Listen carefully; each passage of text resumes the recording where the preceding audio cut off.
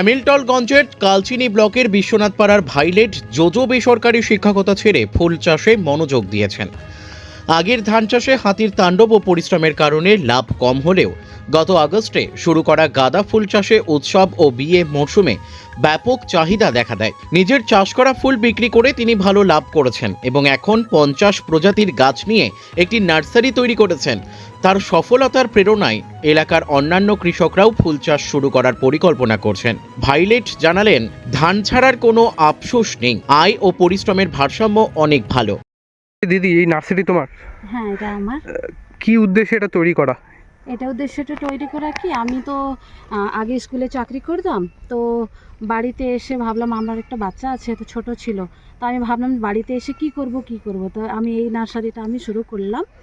আর আমার এটা আগের থেকে হবি ছিল যে একটু ফুল লাগানোটা আমার অনেক পছন্দ, তো আমি এর জন্যই এটা স্টার্ট করলাম। আগে ফুল চাষ করতাম না অন্য কিছু চাষ হতো এখানে? আগে আমি ধান লাগাতাম বাড়িতে, আমার বাবার জমি আছে, তো ওইখানে আমি ধান লাগাতাম।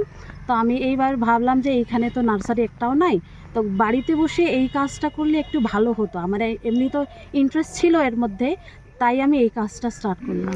কতদিন হলো এই নার্সারি? এই নার্সারিটা আমি শুরু করলাম, গাঁদাটা আমি অগাস্ট মাসে 11 তারিখে প্লান্টস লাগাইছি। তারপরে 1.5-2 মাস থেকে আমি একটু একটু ফুল তুলতে শুরু করলাম। আর অক্টোবর মাসে দুর্গাপূজা থেকে আমি সেলিংটা স্টার্ট করলাম। কেমন বিক্রি হচ্ছে?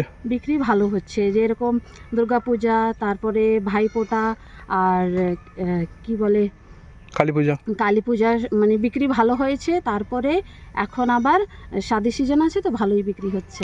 কতগুলো গাছ আছে, কত প্রজাতির গাছ আছে? মোটামুটি আমার কাছে 50 রকমের গাছ আছে। আর গাঁদা ফুল তো আমি এমনি ফুল বিক্রি করি, আর এমনি ইনডোর আউটডোর প্লান্ট সবই আছে। এই ধান চাষ করতে, ধান চাষের থেকে কতটা বেশি লাভ এটাতে?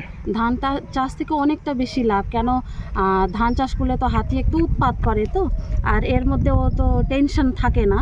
আর ধানের মধ্যে কি হয় যে অনেক কাজ করতে হয়, মানে কি অনেক প্রসেস আছে ধানের। আর ফুলের মধ্যে কি হয়, একবার লাগাই দিলাম, একটু দেখলাম, আর শুধু বিক্রি স্টার্ট হয়ে যায়। কোথা থেকে আনো এই এত গাছ? এইটা আমি আলিপুর থেকে নিয়ে আসি, কবে শিলিগুড়ি আর রাঙ্গালি বাজনা থেকে চারাগুলো নিয়ে আসি, আর নিজেও চারা তৈরি করি। ভালো এখন সাড়া পাচ্ছ নাকি? হ্যাঁ। কি নাম তোমার? আমার নাম ভাইলেট জোজো।